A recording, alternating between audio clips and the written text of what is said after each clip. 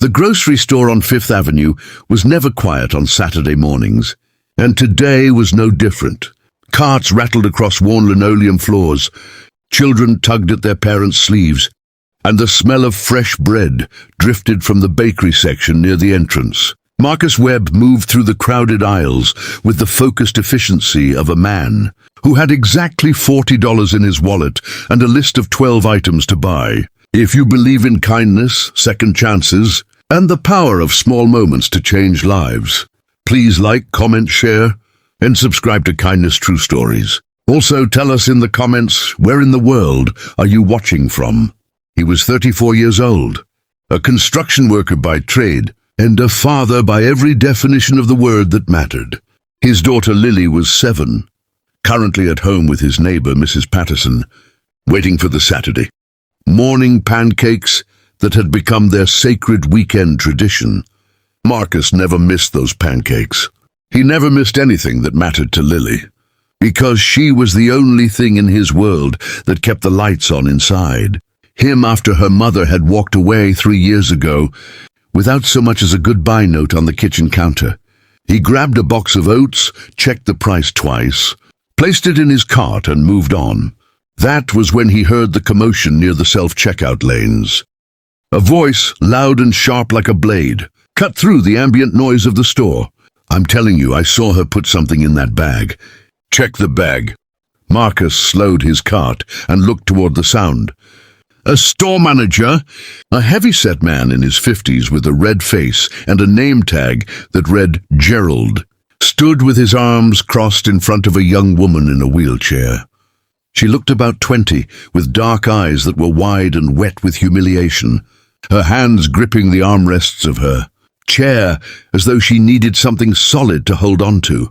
Beside her sat a canvas tote bag hanging from the handle of her wheelchair, and Gerald was pointing at it like it was evidence of something criminal. A small crowd had gathered, the way crowds always do when someone else's misfortune offers. A moment of distraction.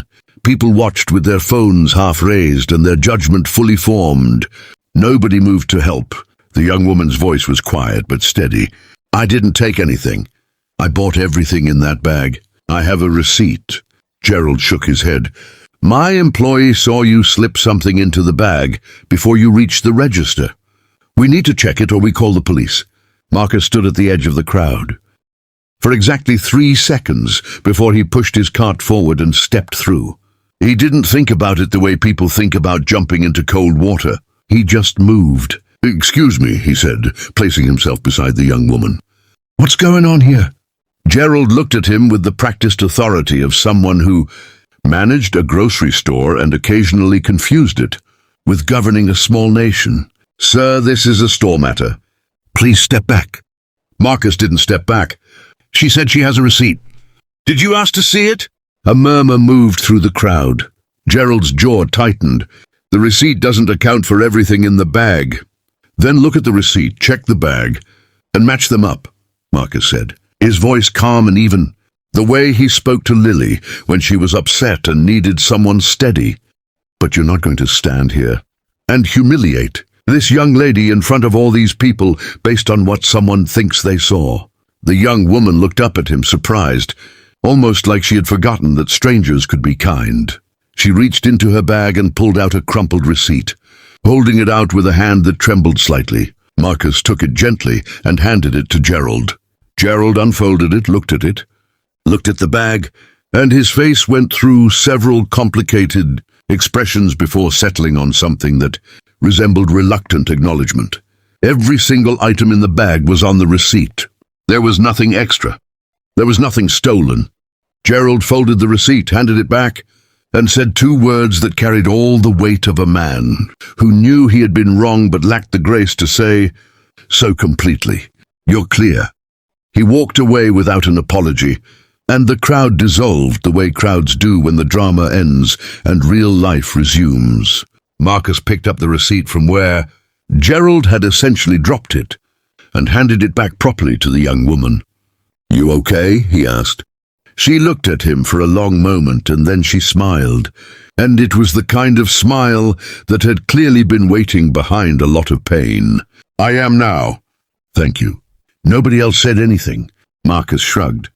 Somebody had to. He grabbed his cart and started to move away, but she called after him. Wait, can I know your name? Marcus, he said. Marcus Webb. She nodded slowly like she was memorizing it. I'm Elena Hartwell. He smiled briefly and wheeled his cart back toward the oats aisle because he still needed butter and he was running low on time. He thought nothing more of it. He was just a man who had bought groceries and done the decent thing, and now he was going home to make pancakes for his daughter. He did not know that Elena Hartwell's father was Richard Hartwell, founder of Hartwell Capital, a man whose name appeared on buildings and whose decisions moved markets. He did not know that Richard Hartwell had been watching from the parking lot through the store's glass front, having just arrived to pick up his daughter, and had seen every single moment of what had just happened. He did not know that Richard Hartwell had spent the last 2 years watching his paralyzed daughter navigate a world that preferred to look away from her, and that, watching a stranger in worn work boots step forward without hesitation, while everyone else stared at their phones, had done something to the man that money had never managed to do. It cracked him open. 2 weeks later, Marcus came home from work to find an envelope under his door. Inside was a letter handwritten on heavy cream paper and a smaller sealed envelope. The letter was from Richard Hartwell. It explained who he was and what Marcus had done for his daughter, and what that moment had meant to a father who had felt helpless for 2 years watching the world fail. Elena in small and large ways every single day. The smaller envelope contained a check that made Marcus sit down on the floor of his hallway because there was no chair close enough. It was enough to pay off his debt, put a down payment on a house, and set up a college fund for Lily. There was a handwritten note beneath the check that said simply, "Kindness like yours doesn't go unnoticed. It goes forward." Marcus called the number on the letterhead the next morning, and Richard Hartwell answered on the second ring.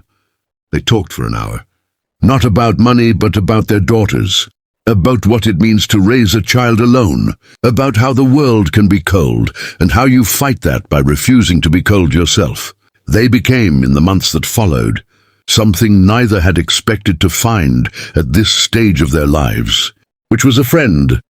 Elena Hartwell went on to become a disability rights advocate, frequently speaking about the grocery store incident, not as a story of humiliation, but as a story of what one person's courage can do in a moment when everyone else has chosen silence. Marcus Webb bought that house. Lily got her pancakes every Saturday without fail.